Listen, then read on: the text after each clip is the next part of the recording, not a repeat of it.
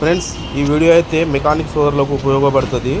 మీది షైన్ బండి అయినా BS6 ఏ బండి అయినా సరే ప్లగ్ వైర్ నుంచి పవర్ రాకపోతే ఫస్ట్ బ్యాటరీ కండిషన్ చెక్ చేసుకోవాలి.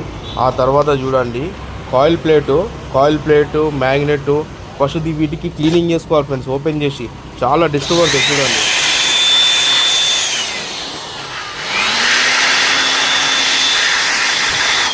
చూసారా, చాలా డస్ట్ వర్క్ అనమాట.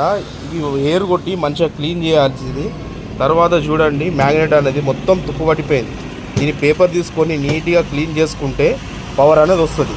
ఇంకోటి ఫ్రెండ్స్, ఇది క్రాంక్ పొజిషన్ సెన్సర్ అంటారు. ఈ సెన్సర్ కూడా ఓపెన్ చేసి నీట్గా బ్రష్ తీసుకొని పెట్రోల్తోనైనా స్ప్రేతోనైనా క్లీన్ చేసుకోవాలి. ఇవి చేసుకుంటే స్టార్టింగ్ ట్రబుల్ అనేది ఉండదు.